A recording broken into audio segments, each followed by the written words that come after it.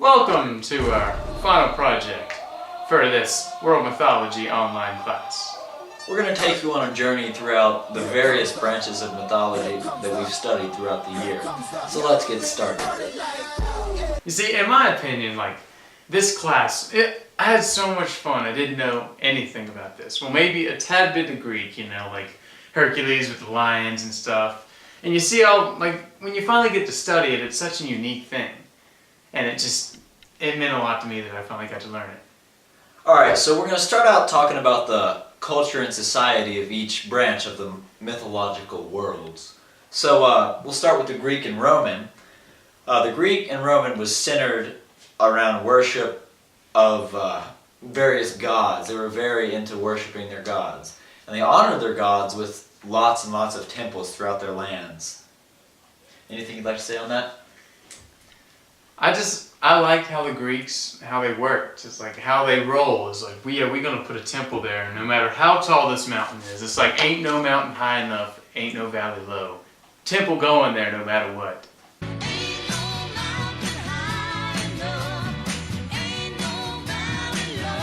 Little shout out to Remember the Titans right there. It is. Good stuff, Mr. Hernandez. Good stuff. It's so great. Alright, moving on to the Norse society. What do you have to say about them? Well, I really didn't know a lot about the Norse. I knew Thor, I knew Loki, I knew Odin, but I didn't know how centered around battle and aggression the culture was. Yeah, they're very aggressive and defensive in what they believe in. They're willing to fight for their cause, for what they want. It's crazy how much how far they'll go, and then you kind of have that transition between. It's like we went from Norse and then we went into Celtic next, and that was from battle and aggression to being well with nature and all this pure stuff. Yeah, ultimately the Celts believed that we're in a temporary setting right now where we're at in our world. They were into their afterlife and into what's going to happen after they die. So this was just a temporary setback in their journey of life, essentially. Now the Egyptians... Yeah, the Egyptians were the complete opposite. It was worried about death. I mean, yeah, they did build pyramids for themselves, but they were so on creation, what happened in the creation. It's they made countless stories about how they came to be. Yeah, and they honored many of their creation myths and many of the gods involved in their creation myths with their structures and their society, like their pyramids and some of the other things they constructed with the stone. So that was pretty interesting. Moving on to African mythology, they were very affiliated with animal worship, essentially, just very reliant on animals throughout their society. And why not? I mean, if you look at some of the animals we have around here, like deer and raccoons and all that, there is this sort of kind of mystery there that we really don't know. It's they could be these crazy things. So it's kind of fun to think about that, but then you go straight to Chinese from there, and it's about family. Yeah, it's all about respect. Mm-hmm. Mm-hmm. It's good stuff, and they respect their family, they respect their elders. They have a great respect for the people who have experienced things that they haven't experienced yet. They look up to the people who have had some true experiences to share with those that are a little bit younger. And also with the Chinese, they're very associated with balance. Their whole society is yin and yang, talking about the balance of the world. We'll get more into that later, so stay tuned for that. Now, talking about Native American, this is a very diverse region of mythology. It's pretty interesting. What you got to say on that, Jesse? I mean, if you think about it, the continent of North America is just so vast. You have the wastelands up north. You got the Inuits. You got all the land out west where it's always raining. It's the countless environments, basically, they formed to how they would live in these environments. They were they were nomadic, so they followed what they needed for food. They foraged, they lived off the land. It was a very environmental-centered society. So that's a little bit on the culture side of all these mythologies. Let's move on to the geography. Stay tuned. So now, welcome back, Mr. Hernandez. We're going to go over the geography for the 7 modules that we went over, And we'll start with the Greeks, which mountains everywhere.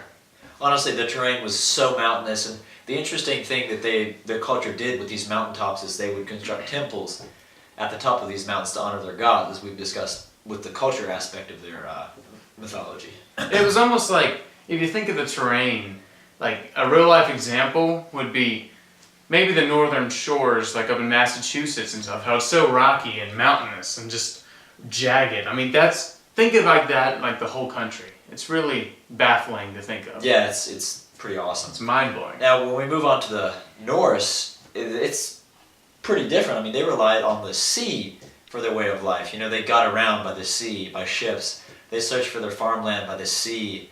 They were very reliant on the ocean. It's like, you look at the environment difference here. It's like, mountains, flat, blue. It's a very big difference. It's pretty crazy. And it's kind of funny because how much they lived by the sea. They died by the sea. They traveled everywhere. They had monsters in the sea. They had that giant sea serpent. I mean, everything.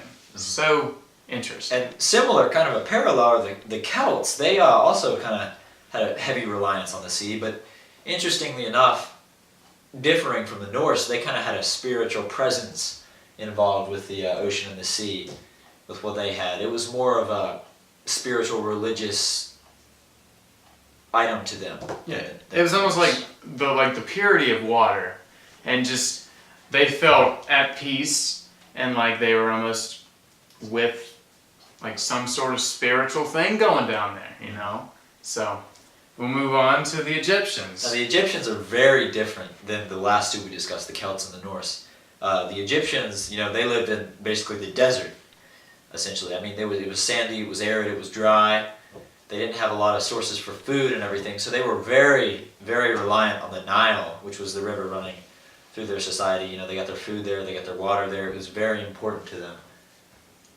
Yeah, but then you would think you see all the sand and flatness and pyramids, but then you have African places that are vastly different. It's like savanna and grassland. It's like trees that are alone and just grass everywhere. Yeah, it gives you a nice insight on the diversity on one continent. It's pretty crazy.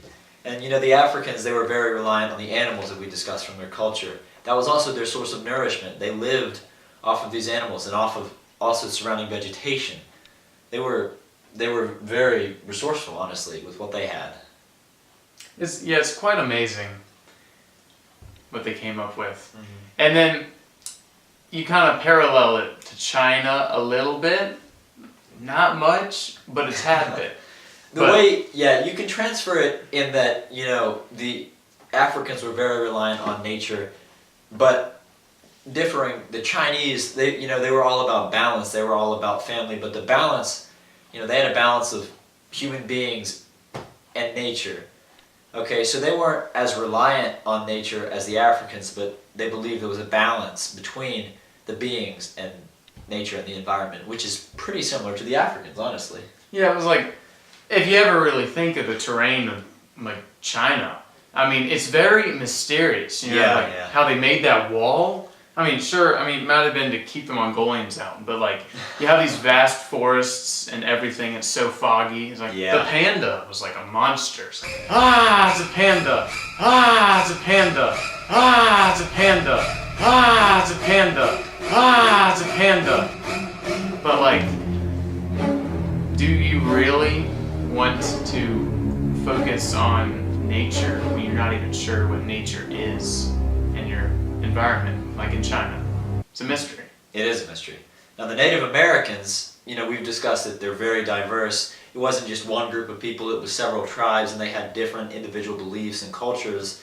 Now their geography was basically based on where they're living, where the food is, where they're going to get their resources, because, you know, they traveled with their food, they traveled with the animals that they hunt, and they followed the farmland and the vegetation that they can consume.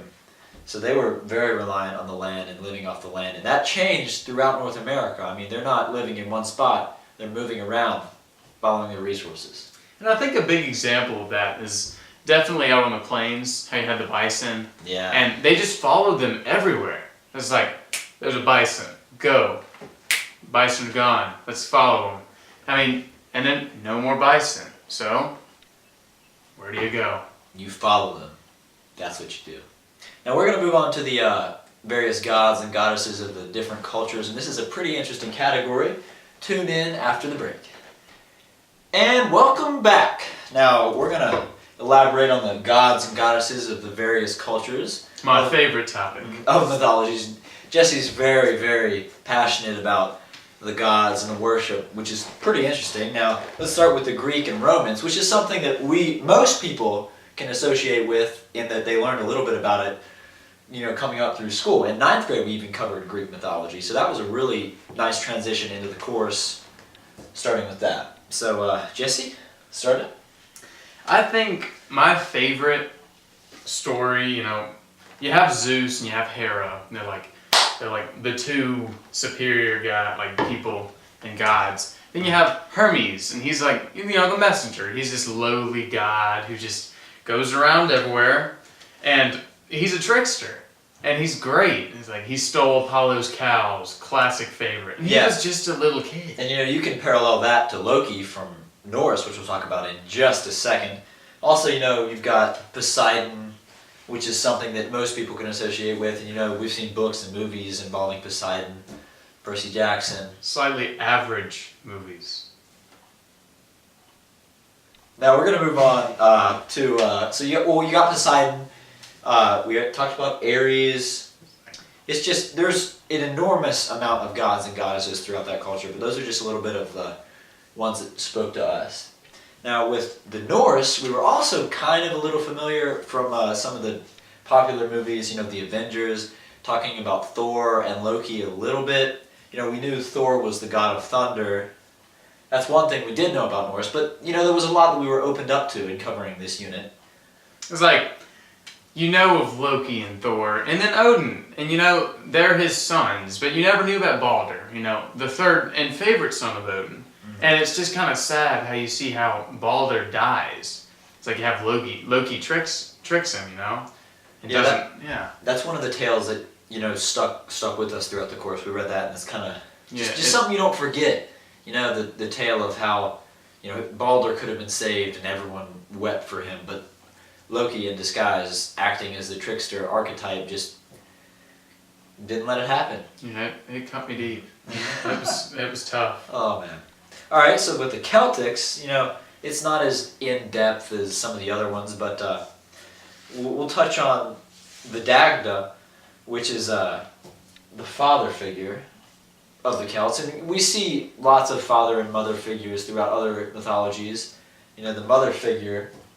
Yeah, and it's a very, very central point on a lot of things that we have today. So, mother and father. But then you think of the Dagda story when he has that bowl thing, which I don't remember it very well. It's like, for some reason Celtic, it didn't stick with me as well as everything. So they had that bowl, and they messed with his porridge, and he just had a hard time after that, and it's nothing he could do. And I don't know if we mentioned it, but we've got Danu, which is the mother goddess, and these mother and father god and goddesses are the center of everything, how everything began in their cultures, and we see that through every culture, honestly. Moving on to the Egyptians, we've got Osiris, which is one that some people are familiar with, the god of the dead, and he is the one that was slain by Seth. Brutally. Yeah, we're talking brutal, vindictive slaying. This guy was torn to shreds. Okay, and Seth, if we have not mentioned, he was the god of storms and disorder, just, disorder and bad things in the world, but he took down Osiris big time. And then you got people like Ra, who, I remember Ra from the Disney movie, what was it? The Prince of Egypt? The Prince of Egypt, that's what it was. Great movie. Yeah, Ms. Hernandez, if you haven't seen this, stop right now and watch it. Yeah. Literally, stop it. And it is dynamite. Okay. It's just great. Moving on. Back to the news. Back to the news. Back to the greatness. Ra is the sun god. We see sun gods throughout every branch of mythology. So that's the one demonstrated in Egyptian. Now, Africans, there's not as many gods and goddesses discussed. I mean, they were very heavily reliant on the animals. We do have one specifically that we wanted to talk about. Which is another trickster. Go figure. Yeah. The trickster archetype is seen in every branch of mythology. Like, and you can't just like help not like the tricksters. It's like you see Loki. I mean, he's likable, but he's also a jerk. You see Hermes, and there's nothing to hate about Hermes. And then you get to African, and you have Anansi the spider, and he is my favorite of all time. You think about what he did, and he just, if I remember correctly, no, sorry about that, our book. Technical difficulties. We're okay. Yes, we're all good. You think about Anansi. Live TV, folks. Live TV. Yes, it happens. Yeah, when he tricks the mantis, you know, he's out there stealing food from that farmer dude. And the mantis is like, "What are you doing? Do you need any help?" And he's like, "Oh yeah, just stay here and I'll be back." And then he goes out and just rats him out. It's like, it's the mantis been stealing all the food. Go get him. It's like, yeah, and you know, the whole trickster archetype, the fact that the Africans choose this spider to exemplify that is really just kind of cringing, honestly, when you think about it. Just spiders are just kind of, I don't know, you know, you get the heebie-jeebies. Especially after we're watching Arachnophobia.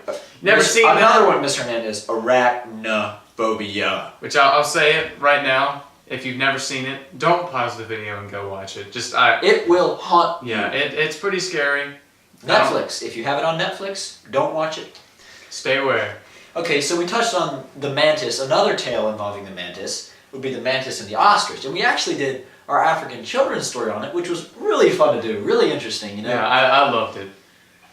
That was a great one. You know, in that tale, the ostrich had fire. The mantis was trying to help these starving African people, this starving African tribe. And he goes and he ends up tricking the ostrich, actually, into stealing the fire that it possessed, which was a really cool story, really fun. Okay, so the Chinese, you know, they have this center on their gods and goddesses involving the 8 immortals, which is something really, really cool.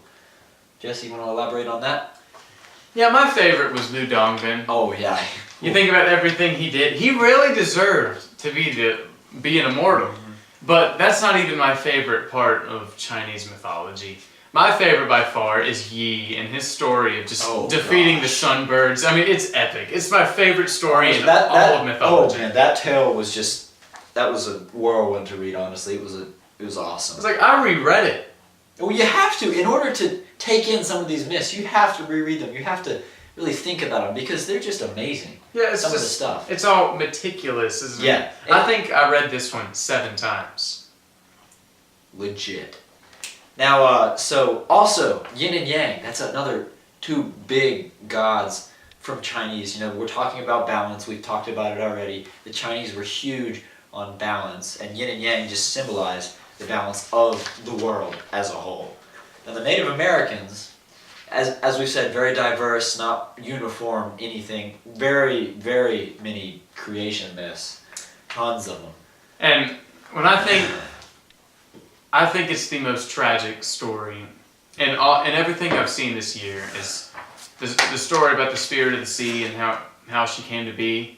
You know, being that daughter that was forced to marry a dog.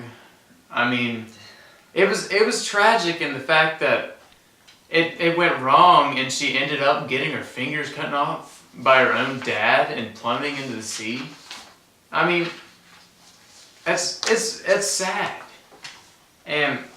But she did become the spirit of the sea, so I mean, it's like triumph in the end. Yeah, the Native Americans just, you know, no uniform gods or goddesses. Obviously, we have examples of the mother, father, goddess throughout various tribes, but just very diverse. And that's something that was just so interesting about the Native American aspect of mythology. So now we're going to elaborate on some of the experiences that we could have if we visited these mythological worlds over time. So we'll catch you in 5. And welcome back. Now we're back discussing some of the experiences that we can experience. Go figure. Experiences we can experience, folks. as we visit some of the other mythological worlds. Now we'll start with the Greek and Romans, which we've discussed is just quite amazing. And what we decided we could do visiting is visiting the temples. We can see all these crazy temples honoring the gods, and specifically we can see Mount Olympus, which is just a very, very famous temple, you know. And not to mention, it's just so prominent. It juts into the sky. I mean, if you've ever seen Hercules, the animated version, it's a very good portrayal of what it'll look like. Ms. Hernandez, Hercules, pause it right now and watch it. Next we have the Norse, which, if I went there right now, first thing I would do is I would smack Loki. Straight in the face. I mean, what a jerk. But then I'd go and I'd be weeping for Balder. Yeah, we would save Balder. We would slay Loki. It's like, what a bum. Change history and save Balder. That was just, we discussed, it's just a sad, heart-wrenching tale, and that's what we would do. That's what we would experience visiting the Norse mythological world. Now the Celtic mythology, we decided we will travel through their various creation myths, and we'll discover more of how this world came to be from their aspect and from their perspective, which would be really interesting. We have a lot to really bring to our attention. In Celtic, I'd be very interested in like finding some creative way to get into the other world. You know, I mean, it seems like people in their world tried to do that, and there were very unique ways of getting in, like water and something about like a skunk hole or something. I mean, yeah, I mean, many different ways. So I would just try to go into the other world. Yes. All right. Now the Egyptians, we decided we would just essentially sightsee. Not really, but essentially. You know, we want to see these structures that they constructed to honor their gods, the pyramids, some of these crazy structures out of these massive stone blocks. It's just unbelievable. I mean, how? You know, one word, how? How do they do it? But the second thing I think we would both do is we'd go down into the underworld and we'd be finding Osiris in that maze. You know, that no maze can defeat us. Yeah. It'd be crazy. I would love to do that. Now, we're like the maze runners. Good books. Okay, Africans. Now the African, what we would like to do is just experience some of these animals that they hold so sacred and experience some of their culture. It's just, there's so much they have to offer from all their animals and their perspective. And more specifically, Anansi, we would probably find ourselves in some sort of cunning trap or duped by Anansi, the crazy, creepy trickster. Yeah, I have the feeling that we like Anansi, but if I met him, oh. Can you imagine? Ms. Hernandez, I don't know if you are familiar with the Harry Potter books or the Harry Potter movies, but if you are, imagine this massive spider, you know, from the second book, known as Aragog. Just imagine that, but in the form of a personified trickster. That's just this massive spider with personified characteristics. That's just crazy. It's a nightmare. It's hard to. It is a nightmare, honestly. Very scary. Okay, now the Chinese, what we would like to do is basically gain knowledge, gain experience in understanding balance and understanding yin and yang and how we can achieve balance, and also learn from the elders in the Chinese society. They have so much to offer. It's like, there's just so much knowledge that you could just expunge from these elders and just obtain. But then you talk about like the young guns, again, Yi. He just, the man just, he seems like William Wallace from Braveheart. I mean, he's just crazy. He's like, he just does what he wants. And I'd have to catch up with him. Braveheart, great movie, Ms. Hernandez. Now moving on to the Native Americans. Whoa! Pause it right now, and I highly recommend Braveheart. Okay, so that's what a flick! What a flick! Okay, Native Americans. Now what we would like to do is travel throughout the various tribes and the different aspects of Native American mythology. We can experience wildly different things from one tribe to another. You know, we can experience how one tribe lives, how they get food, what they do to survive, and then we can go across the nation, across the country to these other tribes and experience something vastly different. Of course, I'd just go back just to see like a giant herd of bison, or see like them hunting whales. That is an unbelievable feat. There's so much that the Native Americans have that we would want to go and see. That would probably be my top thing I would love to visit. It's just the Native American times, the Native American mythology. It's just crazy. So much amazing information. So now we're going to talk about the morals and lessons that we learned from each module this year. So we'll be right back. Alright, we're back, and at this point, we want to say thank you, Ms. Hernandez, for staying tuned in thus far. This is a little lengthy, but we really wanted to talk about what we believe in and what we've taken from this class as a whole. So here's a quick clip to keep your attention of Jessee firing some threes.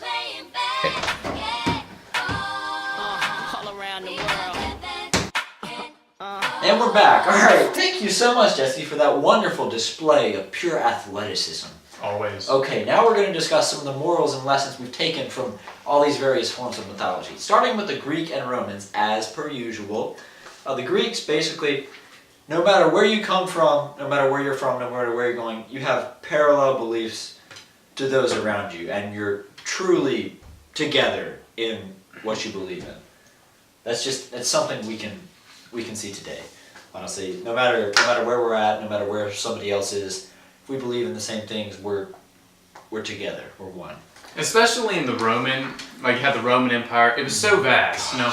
It was like the Phoenicians, but like doubled. So I mean, it was like all around the Mediterranean, and it was almost as much as Alexander the Great had. I mean, not really, but almost. So, Crazy stuff. Then next, we'll talk about the lessons we learned from Norse mythology. Okay, now the Norse, again, we talked about how aggressive they are, and ultimately this boils down to a lesson that, stand up for what you believe in, defend it, and defend your honor and your pride. Sometimes things have to get aggressive and things have to get ugly to really stand up for what you believe in. And we see that today in certain issues today, honestly. Yeah. Things get bad before they get better. Yeah, the night is darkest just before the dawn. Now the Celtic lesson we've taken basically is we learn so much from nature. Nature just is the greatest teacher, honestly. It's like we have a street here in our city. It's just full of trees, just all the way lined down. And when you walk down it, it's almost like you're in a different world. And it's crazy to think that being in nature can make you feel so different. But it opens your eyes to what really matters. It really does, It's like just seeing the world as it is. Mm-hmm. Now, kind of a funny lesson we took from the Egyptians was basically be aware of the way you raise your children and the morals that you instill into their minds. Definitely. A lot like the Greeks, man. Yeah, that parallel to the Greeks as well. I mean, we're teenagers, we're young, but that's just a lesson that we've taken kind of to heart, as funny as that sounds, that, we need to instill some true values into our future family and future children, so. Definitely. That's something very important. Now the Africans, this is just something that we can see every day, is know who your enemies are, and realize that some people may seem like your friend, may seem like your allies, but they're just, ultimately, some people are selfish. You're going to come across people like that in life. You're going to come across people that only care about themselves. That's just an issue. Especially like Anansi the spider. He cares about himself, and from the outside, he may be a spider, but he might be a easy to like spider until it becomes, like it goes to his agenda, what he wants for him. So it's all about him and not about you. Uh-huh. So then we talk about Chinese after that. That's almost the opposite. It's like respecting your elders. Yeah, honestly, we can learn so much from the elders in our society nowadays. I mean, they've experienced so much, they've been through so much, they've been through wars, depressions, so much that we haven't experienced at our young age. We're 18 years old. There's so much we still have to experience, and we can learn a lot from what our elders have to offer and what our grandparents even, have to offer in stories and values and lessons. It's just very, very interesting. Now the Native Americans, back to diversity. It's quite crazy. Yeah, and it's almost a lot like the Celtics. The vast expanses, the wide oceans, the plains, the mountains, the rainforests up in like Washington State. I mean, it's all very unique. It all connects to the environment, to nature. We can learn so much from nature, just like the Celts taught us. That's the lesson we took from the Celts. But the Native Americans, we really see this exemplified in the way they live their life. You know, they learn so much, and they value the land and nature and the environment so much.